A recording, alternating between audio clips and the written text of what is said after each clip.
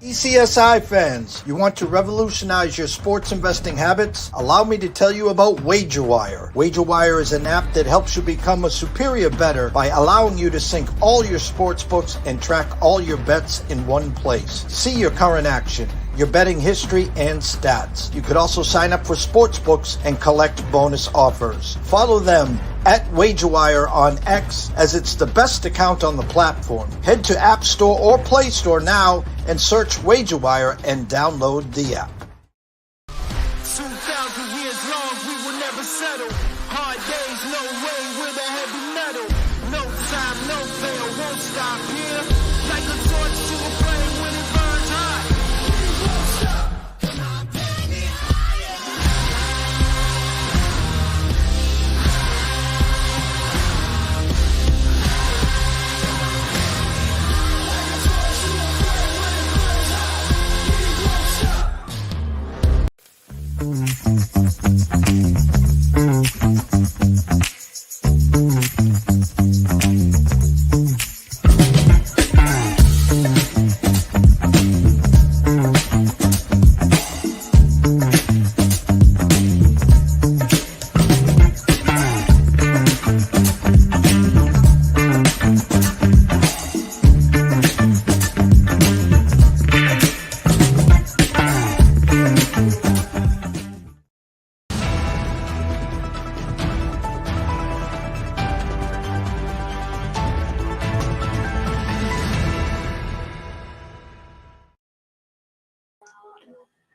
Good morning, sports fans from all around the globe, and I am still trying to figure this damn thing out. There we go. Jeff Dawson, East Coast Sports Investors, the breakfast bankroll for Tuesday, October 1st. We are here. It's pumpkin spice latte. The Gooligans are back for 30 days as we get ready for some playoff baseball. Playoffs baseball. And I tell you, game one, Atlanta and the Mets. What a game, an instant classic from the eighth inning on.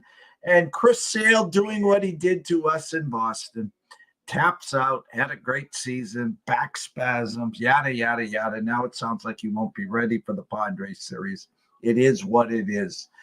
Shout out to our proud sponsor and partnerships. It's WagerWire. Head on over to Google Play. Download the app. It's free. Travis, Zach, myself will take good care of you. I promise you we will. Viva Tequila Seltzer.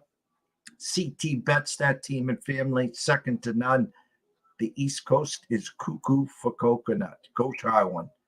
And, of course, Terry Smith, Atlanta Steak and Seafood, stayed for game one, left, and they won game two. Go over to Facebook, follow Terry Smith, go follow Atlanta Steak and Seafood, and I promise you, place an order today, you'll be grilling by Thursday. The star of this show, Mr. Andrew McInnis. What's up, Andrew? What's up? October, here we are. Just like that, Jeff, we're talking CFL, breaking down the full season, like 3 months ago, and here we are with the leaves changing colors. We got the pumpkin spice coffee, as you said, and hockey season's almost here. The leaf or leaves? I think when I hear leaf and those Toronto Maple Leafs, we'll get to hockey. We'll get to all that good stuff. Another crazy weekend in football, NFL. 2 games again on Monday, one an absolute snoozer. It's funny, everyone talking about Tua system quarterback. Well, he goes out and this offense is anemic. Thank God the Lions were playing the Seattle a half hour later. I mean, I could have watched both games. I'm like, nah, I'm all set. And I was on the road. I had a quick trip to Boston and back, listened to it on the radio for the most part, but holy cow. How was football yesterday, Andrew? Look, like you said, just one game intrigued me. One game was interesting. And this is what we got to make clear. It's not just low scoring football that we're complaining about. It's what made it low scoring. It wasn't good defense. It was bad offense. I read something that Huntley was 1-9 in his last 10 games with 165.5 being his passing yard total. He didn't even crack 100, Jeff. He didn't even crack 100 passing yards. He had almost, you know what I mean? He had almost half as many rushing attempts as he did passing completions. Like, that is, to me, it was just ugly, ugly football.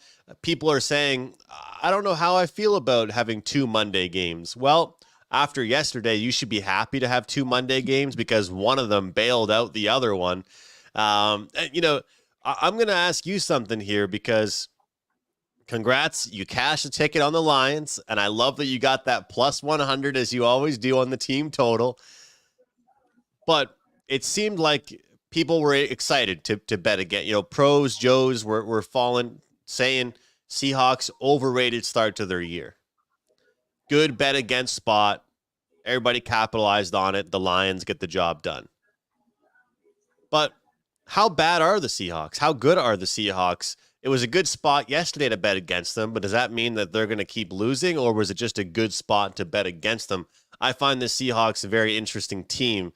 I'm curious how you feel about them overall, big picture, because the Broncos, well, they're not very good. You know, the Patriots, hey, they're starting to show their true colors after the first 2 weeks, you know. And then, of course, you got the game yesterday. You got a couple games. Is this team actually decent, or did they have a really favorable start to their year? I think, like the Ravens on Sunday night against the undefeated Buffalo Bills, I think you saw a line movement overnight on the Lions. I think people put 2 and 2 together and says, well, if you had the Ravens, or you saw what the Ravens did to the Bills, the Lions hadn't played a good game yet. And here comes the undefeated Seattle Seahawks with Geno. Good offense. We don't know about their defense. And they played a real high-scoring game last year in the Dome. And I just think it was the perfect storm. Now, I still, pre-flop, I had the Lions as the team to beat in the NFC. I'm still sticking to it. Seattle, we were anointing the Arizona Cardinals and Kyler Murray and Marvin Harrison and Jaden Daniels in Washington said, hold my beer. The Rams, still no Puka, no Cooper Kupp. And here comes the limping 49ers, now against the hapless Patriots, but they're slowly rounding in form, even though now CMC has not 1, but 2 arthritis knees or whatever, legs, whatever the hell it is. Big trip to Germany. Yes, exactly. And so, as we know, Sundays, any given Sunday, the NFL is not for long. That's what it stands for. And we remember what we saw last. So everyone's going to run to the window, bet the Lions. Everyone's going to bet against Seattle. Who knows what, Miami will probably come into New England this week and look like, the 72 Dolphins and win 31-0. I mean, it's just what the NFL is, Andrew. And Jeff, I find that the first few weeks, people said that, yeah, sure, the public's getting destroyed the first few weeks, but hey, they've made some money as well the first few weeks. It's kind of like what I say in CFL, and I'll say it with NFL as well, even when you go from number 6 or week 6 to week 9, week 5 to week 10, those are the weeks I think that you're kind of making the harder decisions because you're trying to figure out, is a team as bad as they've played yet? Or is this team as good as they've looked so far? Because that's kind of the questions you're asking. And I think yesterday's game that I brought up, of course, about the Seattle Seahawks was kind of the spot that it seemed like the whole entire betting community came together in a kumbaya and said, this Seahawks team is playing above their means. But like you said, with Miami now, with, of course, the Tua situation, like if you're a Tyreek Hill fantasy owner, you've got to be just punching the air every night because, and I have him in one of my leagues, because that's how much you can be impacted by the quarterback situation. And of course, now you've got Miami playing the Patriots where it's not going to be pretty. But I'll say one thing. Overall, even though the Patriots didn't get that cover, without the pick 6, they might have got the cover. there's something that has to be said, and I know everyone's talking about it. It's not just me right now here, Jeff, but something has to be said on a large scale about these teams that are getting a ton of points, covering the point spread. And so one thing we can say about the NFL right now, the parity is at an all-time high. These teams that are able to avoid the blowout is at an all-time high right now. Would you agree that I don't think that trend is going away anytime too soon? So it is something worthy of taking a look at where, I mean, I get it that the Patriots lost, but look at even the Jets. The Jets didn't even cover teasers for their backers yesterday. They didn't even score enough points to cover the point spread on its own. So right now, I think it's hard to lay a ton of points, would you say, with many teams? Well, yeah, you're in, I think that stat of 5.5 point underdogs or greater, or like 12-2, some stupid number. And, Russell says that Miami's checked out. And, I agree to an extent. I think you can see the frustrations, obviously, with Tyreek Hill. You can see this frustrations with Jalen Waddle. A-chain is not A-chain without the threat. In other words, if you got two track stars on both wides and you just tell them to go to the mailbox, and the defense has got to play for that. Therefore, they're going to open up some holes once A-chain gets through the first line of, so my point is, when you can't throw a little check down, when you can't throw a 7-yard button hook like we end our show all the time, how am I going to respect you for a 15, 18-yard post? I mean, I don't care. I would have brought back Dan Marino if I had to last night, because he's Snoop Dogg and whoever else. I mean, it doesn't boil. I have clam boils, not Tim or Tom Boyle, but again, sometimes it's hard because Tua stood upright all last year for the most part, and then now he's concussed, and now I'm seeing maybe week 8 or week 9. But the fact is, they run that precision offense where he can just throw it 20 yards and they drop under it. And the guys that they have second and third string can't do it. So now the boy genius there, Mr. Daniels, now looks like everyone wants his head, and it's his fault. But what are you going to do? You got to change the offense and just run the ball 45 times. I don't know what they can do at this point. Well, that's the thing. I always say that I think that coaches have to be able to change the offense for the quarterback. But at the same time, to your point, Jeff, and I respect what you're saying, because we have to come to the aid a little bit to the coaching staff and say, look, that team is set up with guys like Hill and Waddle to be able to catch the long ball.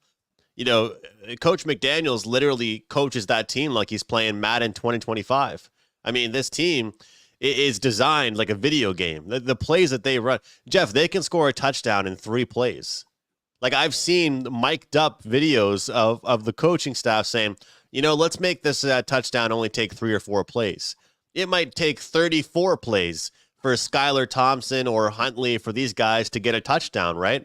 So it's a problem. It's different, I think, for, how I'm always defending Brock Purdy on the show, but it's different for a guy like that when you kind of have playmakers that will catch the ball and run, versus a lot of plays that are set up for Tyreek Hill is for him to catch the ball 50, 60 yards away.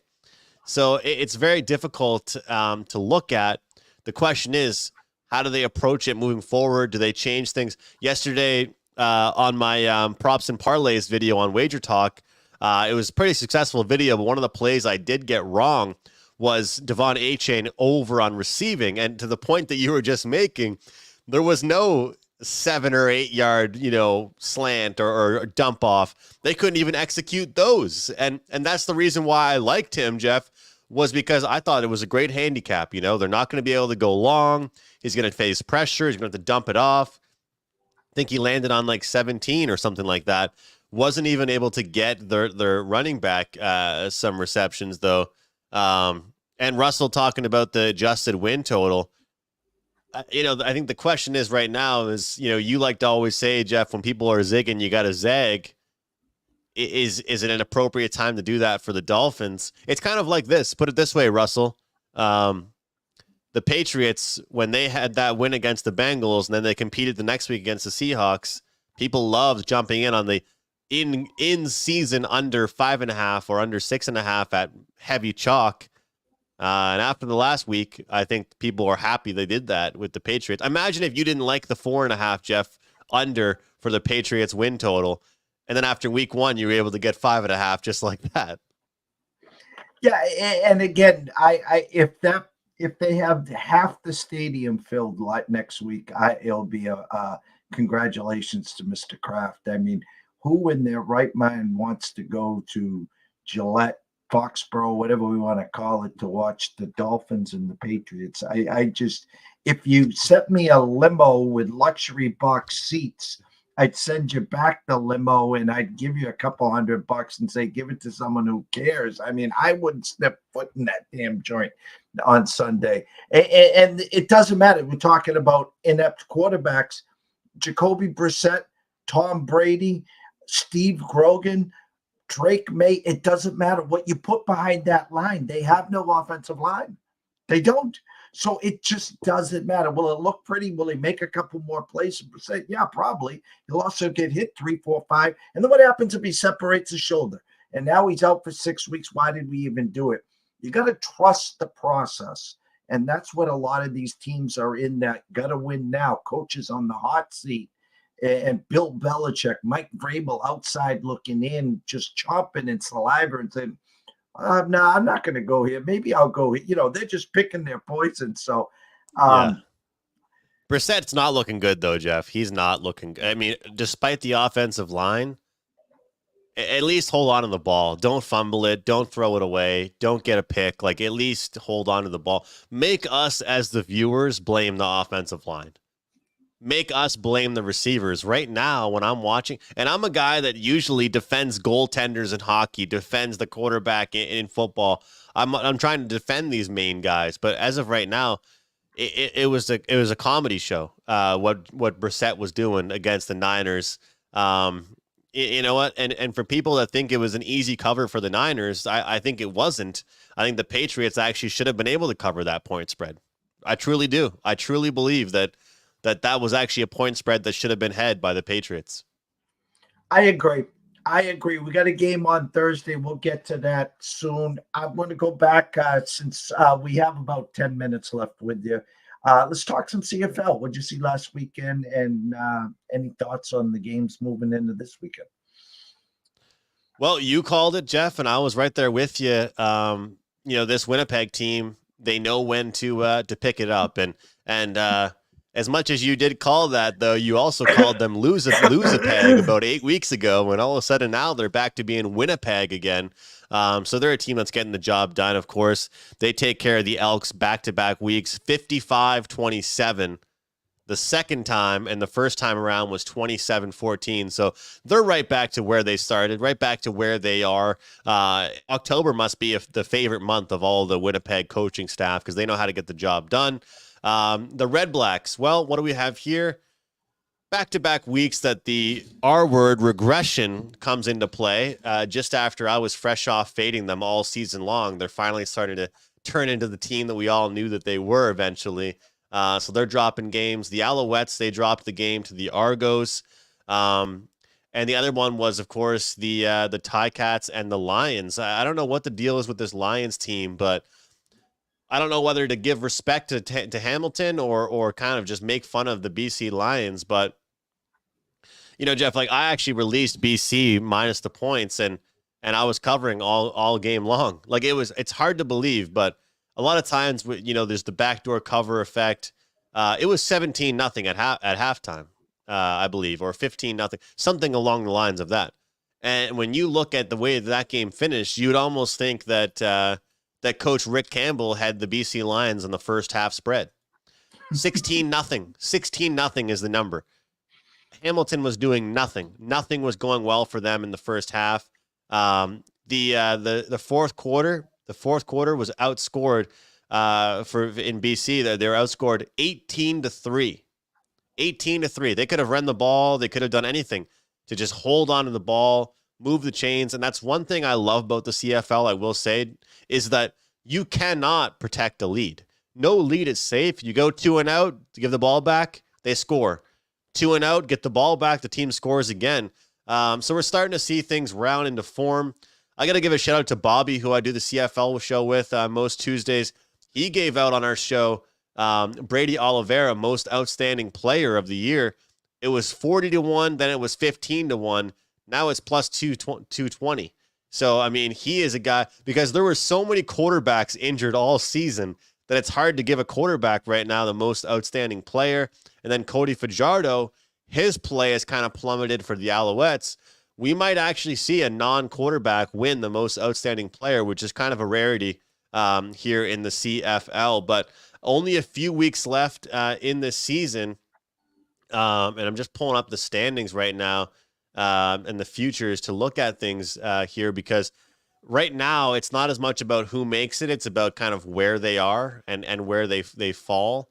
And looking at the futures right now for the Grey Cup, I still think that Toronto is where the value is and Saskatchewan is where the value is. Looking at this week, I do have a big play up at WagerTalk, and people can get that one for just $5. But there was one play I wanted to give out for this week in the CFL, and those Argos have been looking pretty good. And I think they're a team that we have to bet on again this week. If you take a look at some of the games they've played recently, their defense has kind of been the problem for them, and they've been giving up points. But even though Winnipeg played against Edmonton back-to-back weeks and we just talked them up, I think this could be a spot where we could see the Argos play some good football. They could cover the small point spread. They're getting points. Kind of a role that I like them in, Jeff. I don't like them laying a ton of points. I actually look what they did last week against Montreal. They're getting points. You're a short underdog, and now, it's a good advantageous spot for them against the Winnipeg Blue Bombers. So this is a great time to be a CFL fan, because a lot of these teams are fighting for positioning. And one thing I will say is that home field is crucial. These teams really, really do care about getting home field. So the last few games are not meaningless, because some of these teams, they're in the playoffs. It's a small league, but you're fighting for that home field all the way through until the championship games. Got about 4 minutes before you have to leave for another venture. I like to always wrap it up here with you with the picks, props, and thoughts. You and I will be back on Friday on your channel. What do you have for the listeners today? Anything you're holding in pocket for today, tomorrow, Thursday night football, or an early lean or prop, or anything for the weekend? Early lean for the weekend. Well, Jeff, we got to go to that Miami game, because that's the one that I was planning on talking about here. And I think that where I'm going to go is probably Miami first half. I think Miami will come out and get the job done. I'm not sure if they're going to keep it. I don't know if they're going to be able to play good football for the full game, but I feel like the dink and dunk, the dump offs are going to get them at least a successful start. And then the Patriots might be able to crawl back. They've had brutal starts, this Patriots team, and then they've been able to hang around a little bit. Minus the Bengals game, I think that this is going to be a kind of a downward spiral we start to see. And there's no flat spot here for the Miami Dolphins. This is a team that's kind of going to be ready up for this game. Following last night, what an embarrassment. They're going to be ready to go. So I'll go ahead and say the Patriots get the job done. And I got confused. Here, and I apologize with that. It's Hamilton plus the points that I was meaning to give out. The next week, I like Toronto. It's a look-ahead spot. So it wasn't me getting my bets mixed up, because I do like Toronto's playing Winnipeg the following week, and I've been looking at look-ahead lines a lot more. Hamilton, Jeff. Hamilton plus 4. This is Friday Night Football, is a bet that I certainly like. And I was going to say, when I'll be bringing that up for sure on your channel, because it looks a little fishy, and I think it's a great spot for the Ticats there. Scroll has been going the whole time, Andrew. Everyone knows, obviously, on Twitter to go to McInnis Picks, and got a nice promo over at WagerTalk. So I will complete that little 7-yard button hook here. Tell everyone where they can find your work, your videos, your podcasts. There you go. And, of course, what you have at WagerTalk. I really appreciate it as always. Great starting the day with you, Jeff. 3:00 Eastern time. 3:00, 3:15, 3:30. You can find me breaking down NHL games on my YouTube channel at McInnis Picks. We're going live on Twitter as well. So guys, join me there. We're making a few units, not up a ton, but the preseason's been good to get everybody else in that hockey mindset. And then right now, $5 picks at WagerTalk for me. Whether it be an early NHL play, whether it be a CFL play, you can get my best bet at WagerTalk.com for just $5 today. Usually $25. Some of the times they're $35. Today only $5 over at WagerTalk. Great way to start the week as always, Andrew. Have a great day, and we'll catch up throughout the week, my brother. Thank you, sir. All the best. Take care. Andrew McInnis at WagerTalk at McInnis Picks. On deck, no pun intended, Mr. Scotty Webb. We're going to talk some playoffs, baseball. We got 4 games on the docket today. Going to talk about maybe who he likes in some of these series, maybe an NL and AL matchup, and of course, who potentially could be to the World Series. We'll go to a couple quick commercials. Stay tuned. We'll be right back. 2,000 years long, we will never settle. Hard days, no way, with a heavy metal. No time, no veil, won't stop here. Like a torch to a flame when it burns hot. Won't stop, come on, baby, higher.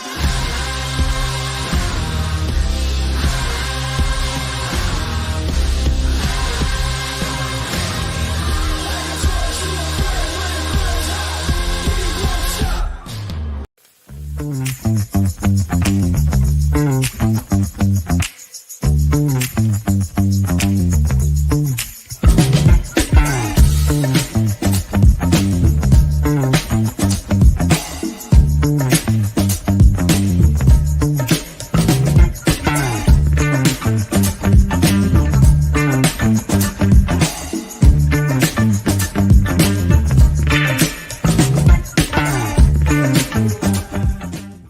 TPCSI fans, you want to revolutionize your sports investing habits? Allow me to tell you about WagerWire. WagerWire is an app that helps you become a superior bettor by allowing you to sync all your sports books and track all your bets in one place. See your current action, your betting history, and stats. You could also sign up for sports books and collect bonus offers. Follow them at WagerWire on X, as it's the best account on the platform. Head to App Store or Play Store now and search WagerWire and download the app.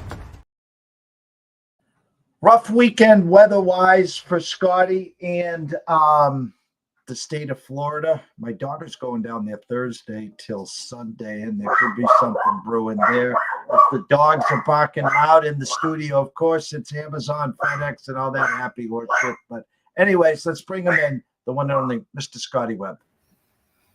Morning, sir. Jeffrey, it's good to see you, man. And, well, we made it through okay. The storm, I don't remember if you remember, but, I was worried about that storm. And that was a bad one. And, I got skirted. So good for me, bad for the other people. I don't ever wish bad things on people, but it didn't come my way. So, I'm good with it. I mean, we got wind, we got rain, we got whatever, but Halloween's now out. Everything's all done. I can focus back on all this other stuff. Halloween, I know your wife's chomping at the bit. Make sure you put some ice on those knees and send lots of pictures like you always do there. We had an extra day of baseball, a doubleheader. I really felt bad for Arizona because it was just whoever wins game one is basically not going to put anyone in harm's way for game two. And of course, the thought process was if Atlanta lost game one, they had Chris Sale. Well, Chris Sale does what he did to us in Boston for a while. Had a great regular season, Cy Young Award winner for the National League. If it wasn't for him, the Braves would have been 10, 12 games out, taps out, back spasms. And then I started to think, Scotty, maybe they're just playing coy, and here he is. He's going to start game one in Atlanta. Coach comes out, he goes, doesn't think he's going to be there. An amazing 8th and 9th inning game one. What'd you see? What'd you watch? And did you enjoy it? Well, I can tell you that I thought Schwellenbach pitched really great for Atlanta. That's a team that was struggling for so long to hit, and then they started hitting, and the last 10 games, they're 7-3 in the last 10 games. And they had to play that good because they had to knock off Arizona, and then Arizona on the other side, is a team that really didn't do much in regards to trying to get there. And I got a comment to make about that too, but yeah, I think it came down to this last doubleheader, and the Braves go out. They hit a 2-run home run from Ozzie Albies, and they take the lead, and they get another home run from Laureano, and it's 3-0, and they're cruising right along, and then all of a sudden, the Mets do what the Mets do. I mean, look, you remember that time that I was upset? The Mets, I don't remember who they played, but I played an under game, and the Mets were in the game, and they were being no hit, and goes into the 9th inning, and they're behind 1-0, and I played, I think, under 7.5 or something, and they go out, and in that top of the 9th inning, they scored 6 damn runs, and it was 6-1. And then they come in, in the bottom of the 9th, and Stanek's on the mound. He allows a run, so it becomes 6-2 is the final, and it goes over on a no-hitter game when there's only 1 run scored. Well, that's exactly what they did yesterday. But what was amazing to me is that Atlanta, they fought back.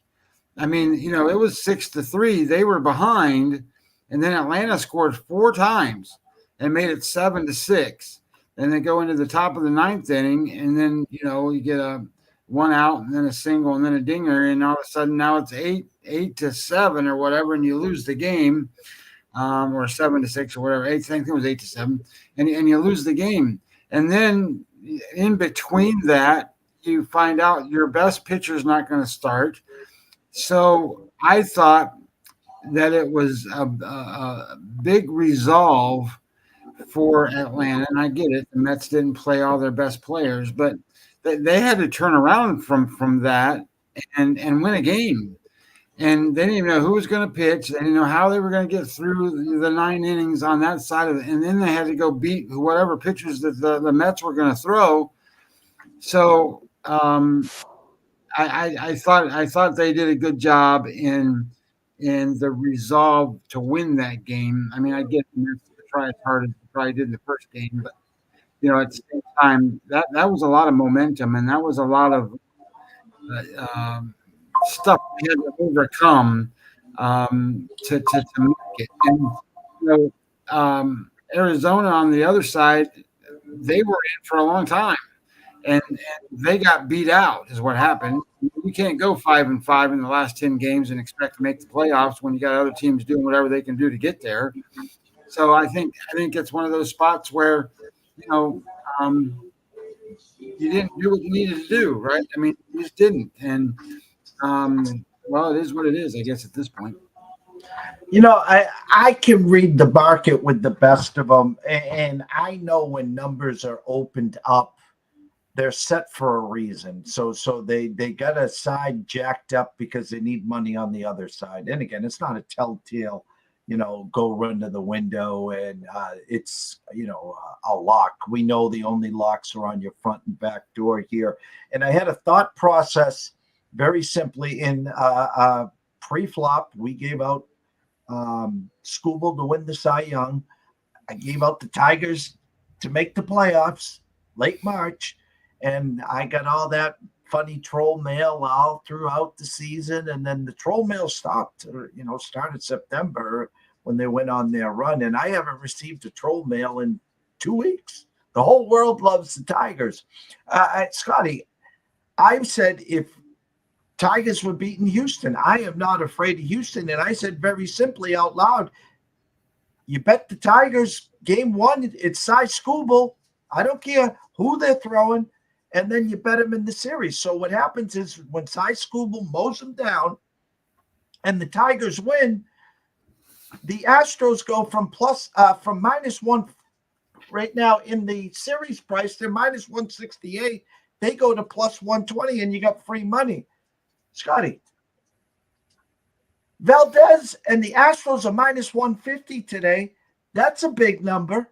And number two, they opened -180 to win the series. Now bet to 168. My point is, there's only one way that number can go. What am I missing here? It's Astros or nothing, I guess, today, isn't it?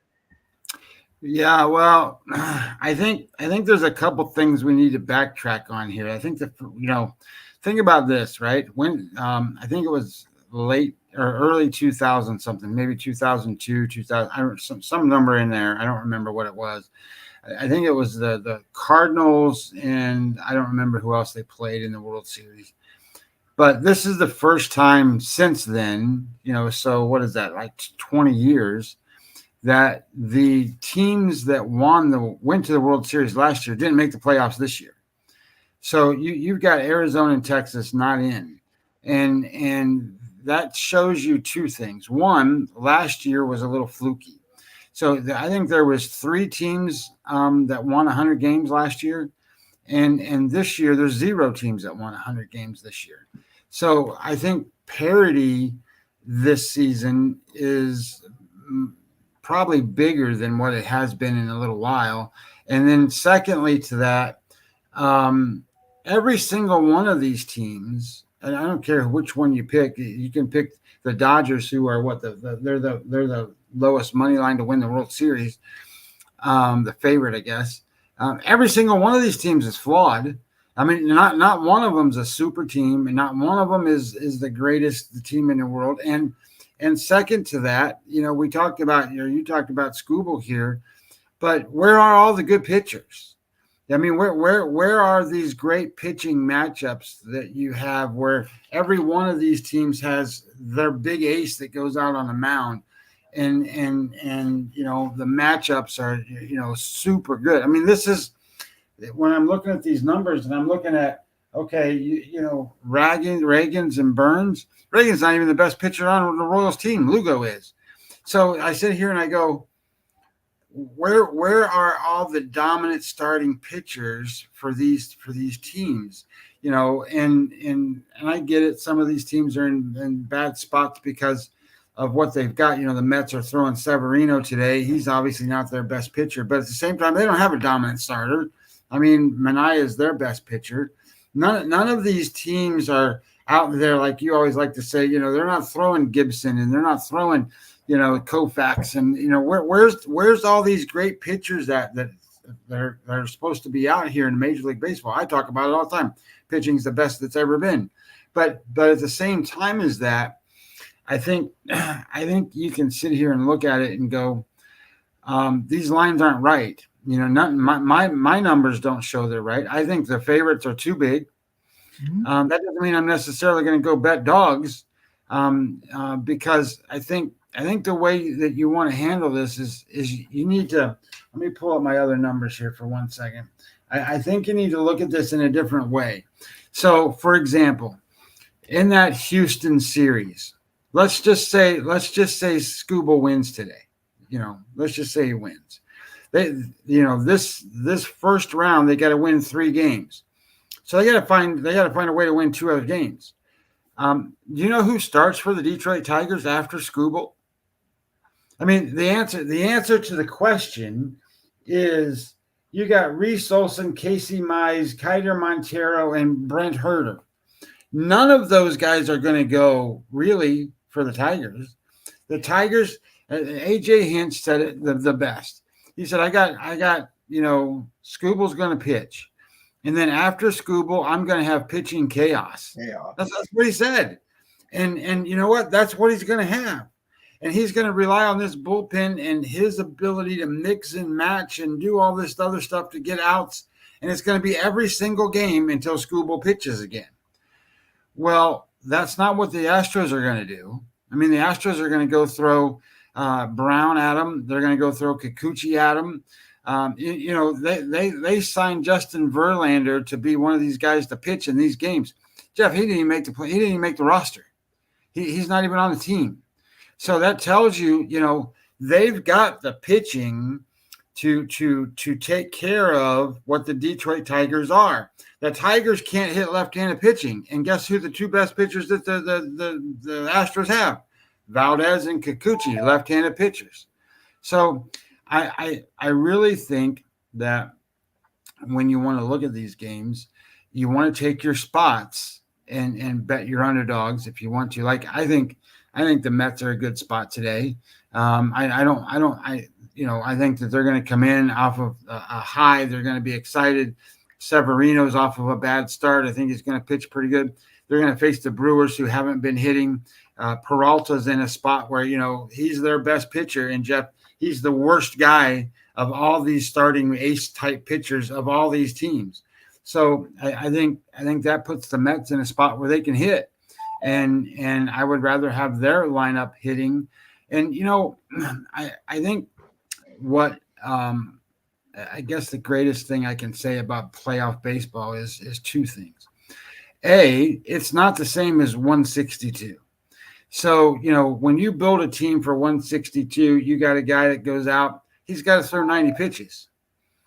So they don't want to use their bullpen up. They got to keep them because they got the next game the next day. Well, playoff baseball is your guy gets in trouble, he's not going to be in there very long.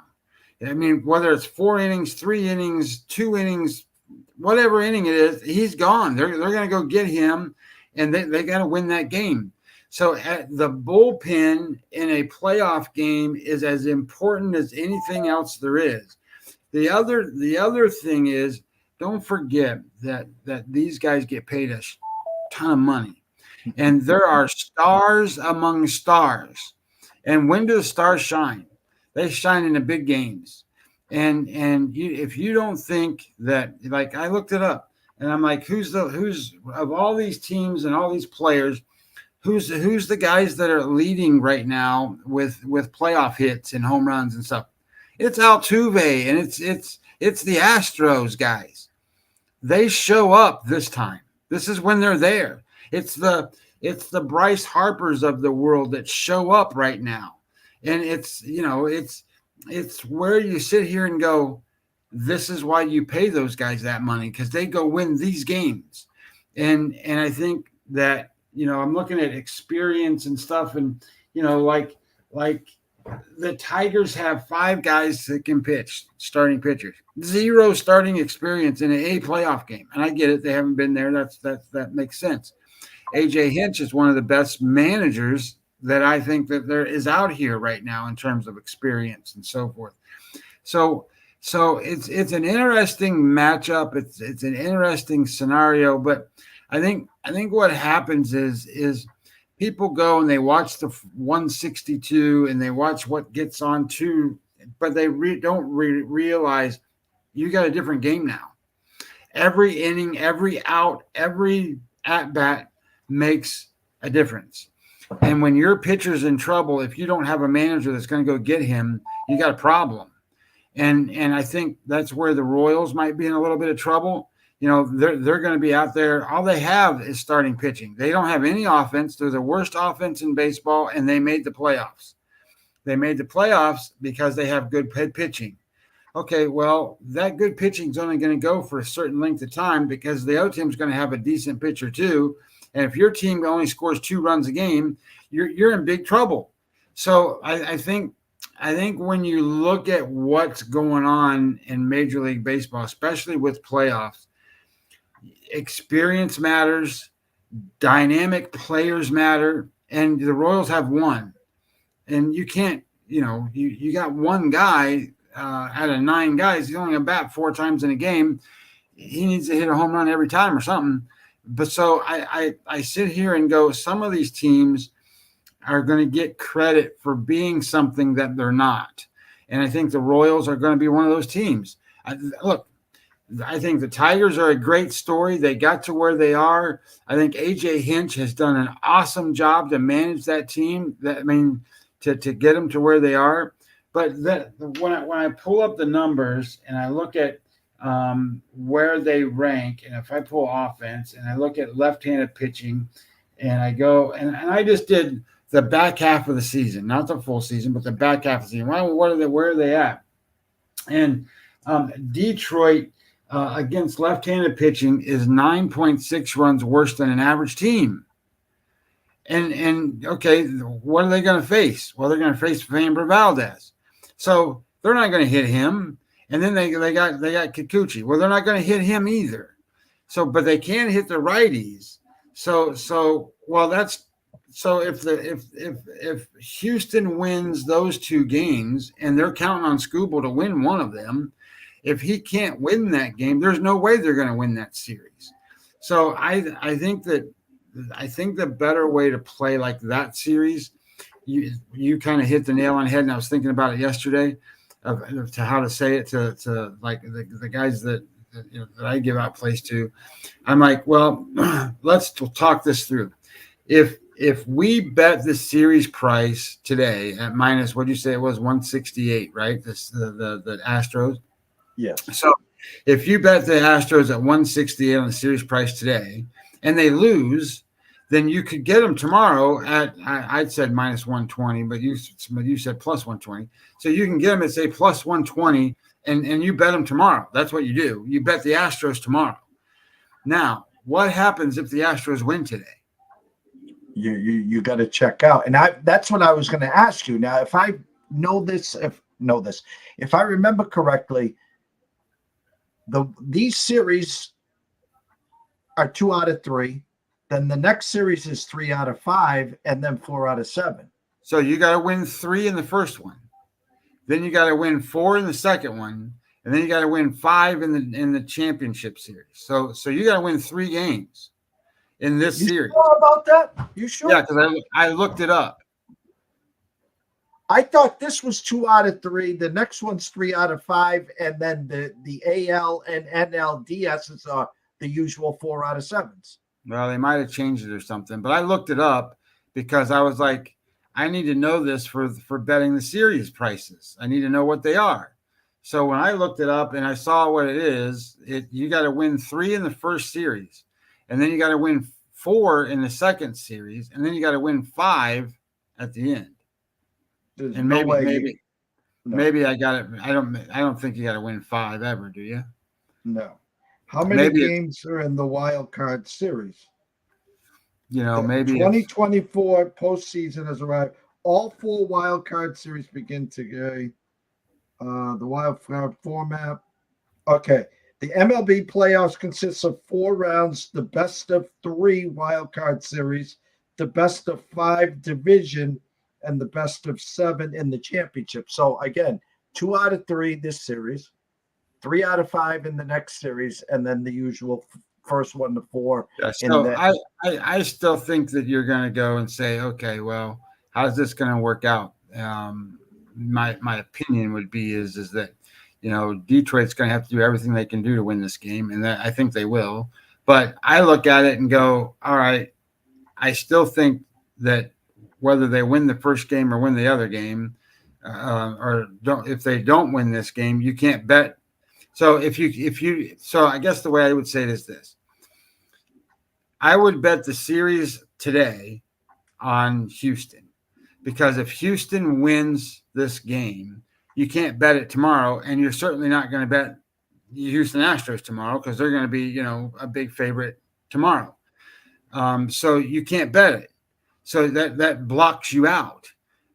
So if you bet Houston on the series today, and you get as good a price as you're going to get, unless you want, and you can still bet the series tomorrow too if you wanted to as a plus money, or you look at it and go, all right, well, I'm going to bet Houston on the series today, and I'm going to make some little prop bets and do some other stuff in this game. Like, for example, runs plus hits plus errors, I think the number is 23.5. I don't think it goes over 23.5 runs plus hits plus errors. The total is 6.5. So the best way to handle that is it takes 2.2 run hits to score 1 run. So if you take 6.5 times 2.2, it comes out to 14. and then you add the 6 runs to that, that's 20.5. So now you got to have 3 errors in this game to make the 23.5. And I think the way they're going to score runs is somebody's going to hit a home run, or somebody's going to hit a double, or they're going to do whatever. And then I think the way I'm betting it is I'm playing the Houston Astros minus the 168. I think I paid 170. And then I'm going to play that runs plus hits plus errors under the 23.5 for this game. And then tomorrow when it comes up, I might not play it at all because I'm already on the series price for Houston. I don't need to be on them. And if I really want to take a shot and say, well, I think, I can hit a big underdog with Houston or with the Detroit or something, I can, and they can still win the series. But I don't want to get locked out of Houston to win this series. I think Houston is a long shot, not a long shot, but a medium shot to actually win the World Series. I mean, I think they're what's their number? It's plus like 2,000 or something. Houston. Well, on DraftKings, it's plus 800. So I mean that I think that's not a terrible. I don't think that's a terrible number for them. And I think that Houston will match up to like the Yankees, and Houston would match up to the Guardians. So they would be like the second favorite, if not the favorite, because I think the Yankees are the favorite to win from the American League. But they can compete with either one of those two teams. They just have to get by Detroit. I think they will get by Detroit, and then you move it. There's just too much experience, too much power, too much star power. I think for Houston, but I wouldn't pay minus 150 or whatever it is for Valdez today. I mean, you're only paying 18 cents, 20 cents more, and you can play them, and all they got to do is win 2 out of 3. So then I think that's how that series works. The other series aren't the same. Like if you look at what's going on in the Baltimore series, the Kansas City Royals will outpitch the Baltimore Orioles. They just can't score runs. So it's all going to come down to bullpens and what timely hitting is going to happen. And then you got experience level. And I get it, it's not much. I mean, Baltimore won 100 games last year. They've been playing in big games for the last 2 years. And now they've got 3 games of experience in the playoffs because they made it last year and were 0-3. Out the door they went. So that's not a lot. And I don't like Brandon Hyde as the manager of this team. So I think what ends up happening here is you've got more of a competitive matchup and a competitive series. But how do you actually wager on the Royals who scored less than 3 runs a game and don't have any good offense? So I think the Orioles ultimately win that series, but that series might go the full distance. And at the same time that it goes the full distance, that makes the pitching matchups for the next series for them kind of wonky to whoever they're going to play. So that puts an advantage, and I think the Orioles might be one series and then out. I don't know. We'll see who they end up playing. There, I think when you look at the National League, the Padres are as good as any team that's out there.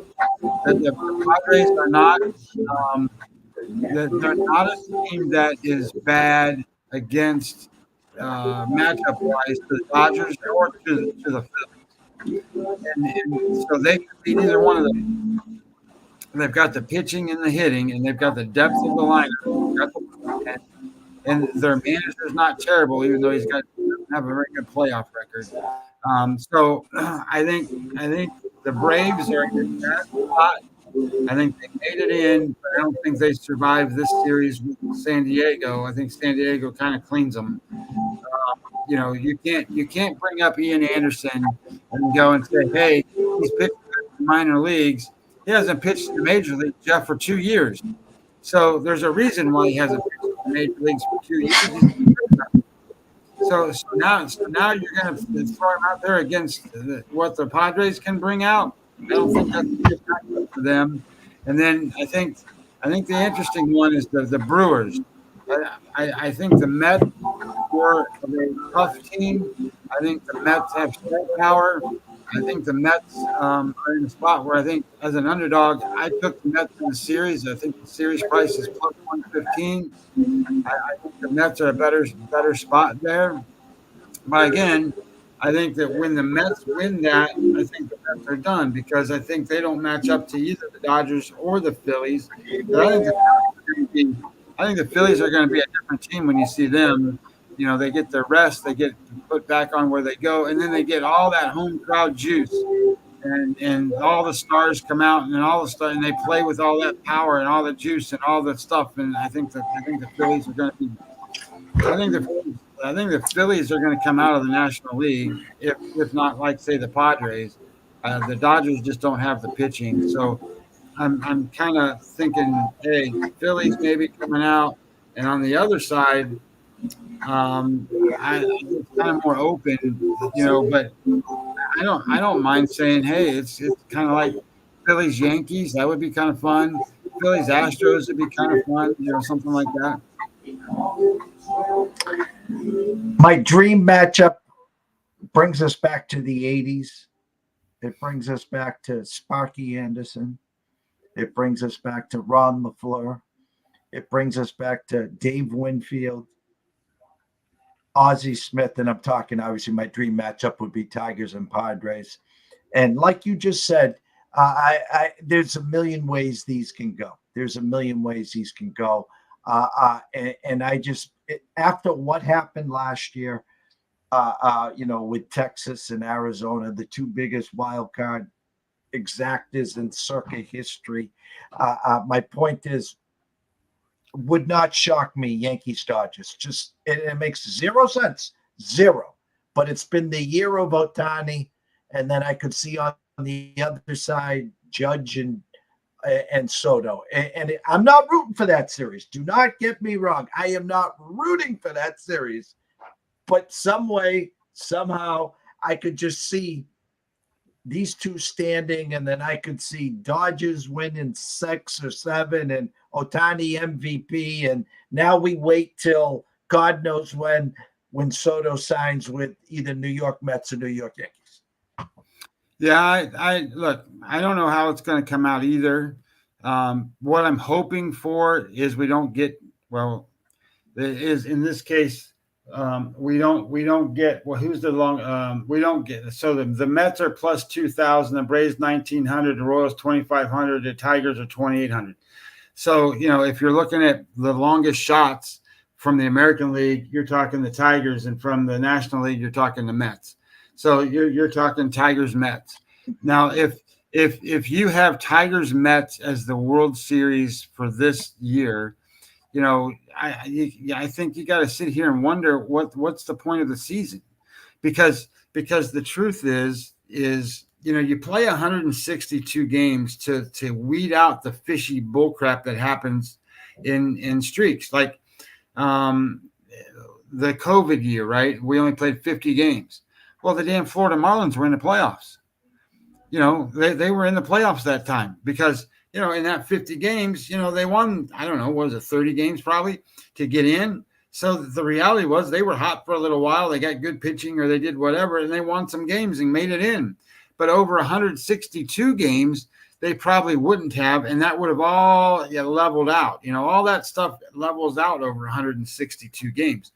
So when you get into this little short series kind of stuff, you know, they got to do it the way they got to do it. So, you know, you're either built to handle that or you're not. And I think, you know, what you just said and what your comment was, you know, you got Ohtani against Judge and Soto, right? Well, think about what you just said. That's star power, baby. I mean, that's what I think people forget when you get into the playoffs. You sit here and go, that's what wins. You know, your guys either come through and step up or they don't. Like last year, you know, Adolis Garcia was a star, and Seager was a star, and those guys and Simeon and those guys Those guys just made it happen. So, the stars played, and, this year those stars didn't hit as nearly and they were injured some. So, and Texas got no pitching and they got nowhere to go. I mean, I still think they're a good team, and we'll see what they do next year. But when you think about some of these teams and where they are, and if you don't have those guys that like the spotlight, it's like the Phillies. You got Schwarber and Turner and Harper and Bohm and Castellano. Those guys are stars and want the spotlight. So they're going to come through when they need to. And the pitchers are stars too on that team. So that makes it real hard for teams that just kind of go out and go, we're going to win as a team. Oh, bullshit. You need to have that different level of talent. Those teams that win because they win as a team, they can play in 162. They can do that. But when you don't have that guy, like, think about it this way. I'm looking at like bullpens, right? And I'm going, all right, well, what's the difference in some of these games? So for example, Detroit. It's a good series to talk about in this sense. So let's say Skubal gets in trouble and it's a one-run game and you got guys on second and third and he's got to come out of the game. Well, what do you need? You need a damn strikeout. Okay, what Detroit bullpen guy is going to come in and get you a strikeout? That's not how they do it. If you look at their bullpen and how it's broke down, and I've got the number right here, so I'm getting ready to pull it up and share it with you. If I can find it real fast. Where did it go? And let me see where it went.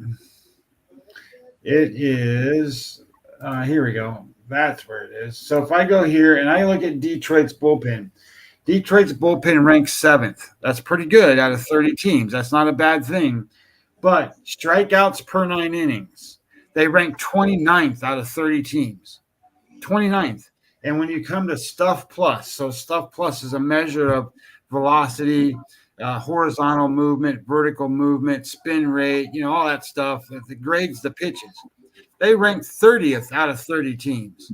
So how do they do it? They're number 1 in baseball, bullpen-wise, in whip rate. So walks plus hits divided by innings pitched. They're number 1. So they get contact and then they get the out. Well, in a playoff game, and you got guys on second, third with 1 out, you need a strikeout because that run's extremely important. They don't have that guy. So Houston's going to come up, they're going to hit a ball, and they're going to score a run, and then all of a sudden they're behind by 2, or it's now tied, or whatever. And then you do the same thing with some of these other teams, and you bring in Houston's bullpen. Houston's bullpen ranks 24th. That's terrible. But they rank 3rd in strikeouts per 9 innings, and they rank 2nd in Stuff Plus. Those guys have the stuff and the power to come in and get the out that you need to have. So it's a different game, and it's played different. And when you go to your bullpen, what are you expecting them to do? You need to not give up nothing. No fly balls, no ground balls, no nothing. You need to get an out, and it needs to be a strikeout. And some of these guys can do it, and some of them don't. And that's where I think there's a disadvantage for Detroit. Detroit's got a disadvantage everywhere. Their starting pitching, their offense, their bullpen, all of that. So I understand what the line is for the series price. This price today, though, with Valdez being that big a favorite, it's too high. It should never be that way. And I would tell you that if this was a regular season game, that Skubal would probably be the favorite. But it's not. It's a playoff game. And, when you look at experience, remember Valdez has pitched 15 times in the playoffs? I didn't know that. 15 times. You know what Houston's record is when he pitches? 10-5. 10-5. He don't lose. He's going to win 2 out of 3 of these games. And, like you said earlier, you didn't care who school faces. Well, he's pitched 15 times in the playoffs against really good competition all through the last several number of years, and probably pitched against guys that are better than him, and he still wins. So I can't sit here and tell you that I like Detroit in this game or in this series or any way, because I don't think that they match up. I think the team that underdog-wise matches up in the American League, the Royals pitching can match up to what Baltimore can provide. They just don't match up offensively, and I can't support a team that doesn't score any runs, 30th in offense. And then on the other side, I do think the Mets can beat the Brewers. So I don't mind that at all. I like that. So if you bet that, don't bet it individually every day. Just bet the series. Don't go be betting, Severino today. Just bet the series and say, I'm done. I'm not betting that game. That series is done. It is what it is. And then when it comes to the Braves and the Padres, the Braves don't match up. They just don't. Here, think about this, Jeff. The San Diego Padres starting pitchers are 4th in all of baseball, and they're 4th. And then the bullpen is 3rd, and the offense is top 10. Who else can say that? There isn't a team, not one team can say that about how complete the San Diego Padres are. So they can match up to the Phillies, and they can match up to the Dodgers. And then certainly match up to any American League team. They're as good as any team that's on a bye that's out there. So we'll just have to see how it all plays out. But, the Braves going into this are going to be in a bad spot because the pitching matchups don't kind of work out. I mean, you're calling up a AAA kid pitched today, hasn't pitched in the major leagues for 2 years. I mean, come on, against King, and King's been dynamite, man. Scroll has been going the whole time, Scotty, at Webby20MLB, website MLB-daily.com. Generally go on at 6:15 for In the Batter's Box. You were on yesterday. I'm going to give you the stage right now to tell them what you're when you're going live today and what you're thinking for the rest of the week here. Well, these games start at like 2:30, so trying to work through some of the scheduling and stuff and work with you on some of that stuff. I think 12:30 is probably a good time to do some of this. I don't know what I know you got other guests tomorrow, but I think kind of play that by ear. But I think 12:30 gives me enough time to break down these games and talk about them a little bit. And what my bets are, I kind of gave out some of that stuff already, but I think one of the things, you can certainly sign up at my website, MLB-daily.com. It costs you $100, but it's for the whole year. It's not like it's, I do football and, I do baseball. So we do some basketball and stuff like that now that this is what I do. So all of that stuff is going to have to come through, but it's $100. I mean, holy crap. I heard somebody say, hey, we got these picks for, we sell them for $20 a day. Look, it's $100 for a whole season, a whole year. So whatever, it is what it is. So if you do that, great. If you don't do that, it doesn't really matter. I'm going to keep doing what I'm doing. So follow me on Twitter, get some information that way. I'm planning on doing some more things on Twitter to put out better information. I think, when you follow somebody on Twitter, you obviously want to get some better information. So I'll start putting out some nuggets that way a little bit more than what I have been as of late. So that's kind of how you do it. That's how I'm on. And then I'm on here all the time. And I appreciate the opportunity to be on. And, obviously, anytime you want to, I thought about it last night. I'm like, I told Jeff I was going to do this preview show last night, but I didn't really invite him on. I don't know if he knows he can come on and talk with me anytime he wants. And I thought about that, and I'm like, you know what? Maybe I should have actually said, hey, if you want to come on, we can do this together. But whatever. I know you do a lot of other stuff, so it is what it is. Well, it's always a pleasure. And what we will be doing the rest of this month is we'll be doing a lot of communicating throughout, maybe grab you for a quick 15, 20-minute spot throughout the week during our morning shows to go over what we're seeing. And then again, you have the stage to come on and do what you've been doing. You got a great following, and we couldn't be prouder, of course. So the one and only Scotty Webb, go follow him at Webby20MLB. Go follow myself at EC Sports Invest. Scotty will be on in about a half hour. He's going to go live to break down the 4 games. Myself and Riley will be back at 5 o'clock for the closing bell. So, again, everyone, have a great, great day. Scotty up on deck in 30 minutes. We will see you soon.